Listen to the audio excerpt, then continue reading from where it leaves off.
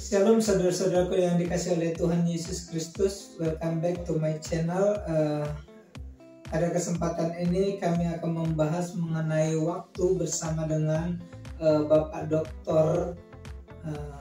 David Ming. Kita akan melihat waktu dari perspektif kekristenan, bagaimana apa yang dikatakan tentang Alkitab tentang waktu, lalu seperti apa menerjemahkan waktu, lalu bagaimana tindakan dan hasil itu di mana lebih penting dan prioritas hidup. Selanjutnya yang terakhir yaitu evaluasi. Shalom Bapak Dr. David. Shalom. Senang bertemu dengan Bapak pada kesempatan ini. Kiranya ini menjadi memberkati program ini untuk semua orang. Pada kesempatan ini yang pertama saya akan menanyakan kepada Bapak Dr. David Ming mengenai apa kata Alkitab tentang waktu. Ya, terima kasih. Ya, Alkitab berbicara di dalam Efesus 5 ayat 15 dan 16 mengenai tentang pergunakan waktu ini. Itu dikatakan, karena itu perhatikanlah dengan seksama bagaimana kamu hidup. Janganlah seperti orang bebal, tetapi seperti orang arif, dan pergunakan waktu yang ada, karena hari-hari ini adalah jahat. Jadi kalau kita disebut orang arif, berarti kita menggunakan waktu yang ada. Tetapi kalau kita disebut dengan orang bebal, berarti orang itu tidak arif, tidak mempergunakan waktu yang ada. Karena itu diperingatkan di sini untuk kita memperhatikan ya hari-hari kita, karena hari-hari ke depan kita tidak tahu ya, itu hari-hari yang jahat. Makanya kita gunakan waktu itu dengan baik ya, karena setiap orang itu bisa ya beli jam, tapi belum tentu bisa beli waktu. Karena itu manusia itu hidup dibatasi oleh waktu ya. Maka pakailah waktumu yang ada untuk berbuat sesuatu yang baik, baik bagi keluarga, bagi diri kita sendiri, ya, bagi orang lain di sekitar kita, terutama bagi Tuhan. Oke, jadi seorang Kristiani harus menggunakan waktu dengan arif ya Pak ya, menurut Alkitab. Jadi jangan sampai sia-sia dalam mempergunakan waktu ya. Lalu yang menjadi pertanyaan yang kedua, seperti apa manajemen waktu menurut perspektif orang Kristen? Ya, manajemen waktu itu menurut orang Kristen, waktu itu dibagi dengan 3 hal ya. Waktu secara kronos itu artinya itu kronologi ya. Jadi suatu jangka waktu yang terus menerus berlangsung ya. Seperti apa? Seperti menit, jam, hari, bulan, dan tahun. Nah, itu adalah waktu kronos atau kronologi. Nah, yang kedua ya, menurut manajemen Kristen tentang waktu itu adalah waktu aion ya.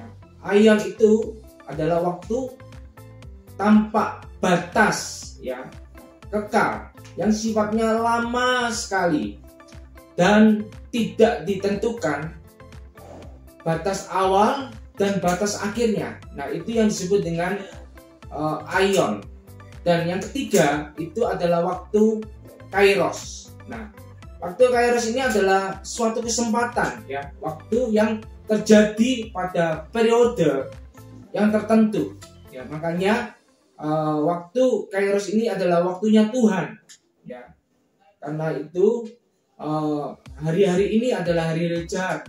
Oleh sebab itu pergunakan waktu. Nah, itu kairos ya, waktunya Tuhan yang kita harus gunakan. Karena itu tidak ada diulang lagi. Ya, kalau sudah lewat tidak bisa terulang lagi. Nah, itu namanya waktu kairos ya. Nah, sedangkan ya manajemen waktu menurut Peter Drucker berkata, eksekutif yang benar berhasil itu tidak memulai dengan pekerjaan mereka, tetapi mereka memulai dengan waktu. Makanya itu waktu itu sangat penting. Pergunakan waktu itu untuk sebuah keberhasilan. Manage lah waktu saudara, ya. Makanya manage lah waktu secara kronologi yang sehari-hari yang saudara berlangsung, secara menit, waktu, hari, jam, ya. Pergunakan waktu itu. Bagaimana kita gunakan waktu yang aion itu, yang kekal ini, yang Tuhan sudah tentukan untuk kairosnya dalam kehidupan kita. Oke, berarti ketiga bagian itu berkaitan satu dengan yang lain dalam melakukan perjalanan hidup ya Pak ya? Ya, jadi perjalanan hidup secara kronologi itu adalah yang harus kita lewati untuk manajemen waktu tersebut. Dan berjalannya itu juga kita tahu ada waktu-waktunya yang tidak bisa terulang lagi, yang namanya kairos. Dan waktu itu kalau sudah berakhir ya dengan menuju kematian, yaitu yang namanya aion, untuk kekekalan yang selamanya. Makanya itu gunakan waktu itu ya. Kita memulai sebuah pekerjaan, Peter Drucker berkata, kita tidak memulai sesuatu dengan pekerjaan dulu, tetapi kita memulainya dengan waktu dulu ya. Sehingga ketika kita melihat waktu itu, bukan melihat pekerjaan itu, maka itulah sebuah keberhasilan. Oke. Selanjutnya, pertanyaan selanjutnya Pak, masih mengenai waktu, tetapi ini menjadi realitas perjalanan hidup seseorang itu dalam menjalankan perjalanan hidupnya itu, di dalam aktivitasnya itu biasanya cenderung dengan tindakan atau kelakuan dan penyelesaian. Bagaimana menurut Bapak mengenai tindakan dan penyelesaian ini sendiri? Oke, kalau kita menggunakan waktu dengan tindakan dan penyelesaian, ada kata-kata yang saya ingat selalu ya, bukan seberapa banyak yang tindakan yang kita lakukan, tetapi seberapa banyak yang harus kita selesaikan. Ya, seringkali kita ya lebih banyak yang kita lakukan, ya, aktivitas lebih banyak, tetapi aktivitas yang kita lakukan, tindakan itu tidak menyelesaikan satu persatu, ditunda. Makanya itu ya, ini jarang orang bisa menjadi berhasil. Nah, nasihatnya untuk itu, tindakan dan penyelesaian ini ya, untuk menyediakan waktu, mempergunakan waktu ya. Yang pertama ya, kita gunakan waktu bekerja, karena bekerja itu adalah harga keberhasilan. Tanpa kita bekerja, kita tidak akan dapat makan ya. Maka itu bekerjalah dengan baik, dan pekerjaan itu harus kita selesaikan, bukan banyak aktivitas, tapi seberapa yang kita selesaikan. Oke? Yang kedua ya, sediakan waktu untuk berpikir. Nah, karena berpikir itu adalah sebuah kekuatan untuk kita melihat ke depannya, apa yang kita harus bertindak dan apa yang harus kita selesaikan. Dan yang ketiga, yang terakhir ya, sediakan waktu untuk bermain, karena bermain itu adalah sebuah penunjukan untuk kebahagiaan kita. Seringkali orang itu stres ya, karena pekerjaan ya, banyaknya pekerjaan, aktivitas, tetapi tidak bisa menyelesaikan. Nah, itulah mereka membutuhkan waktu untuk bermain. Disitulah kita akan mendapatkan sebuah kebahagiaan. Oke Pak, terima kasih. Jadi dalam melakukan dan menyelesaikan segala sesuatu itu kan perlu namanya prioritas hidup. Lalu bagaimana menurut Bapak mengenai prioritas hidup di dalam kekristenan itu sendiri? Oke, untuk memprioritaskan sebuah kehidupan ya, supaya itu kehidupan kita bisa berhasil dan terselesaikan, kita harus memiliki kehidupan pribadi ya. Apa arti kehidupan pribadi itu? Yaitu kita melakukan saat teduh, bagaimana kita sebelum bekerja kita harus berdoa ya, kita mengembangkan bakat kita ya. Artinya mengembangkan bakat kita ini, kita menyediakan waktu untuk kita belajar ya, apa yang kita dapat lakukan sesuai dengan talenta kita. Ya, kita sediakan waktu senggang untuk kita bisa baca koran, melihat informasi yang ada, dan untuk kesehatan kita melakukan olahraga. Nah, itu memprioritaskan kehidupan pribadi kita. Yang kedua, prioritas kehidupan untuk keluarga. Ya, keluarga ini adalah sebuah kehidupan bagaimana kita bisa mengkomunikasikan ya dengan orang tua, dengan istri, suami, ya saudara kita.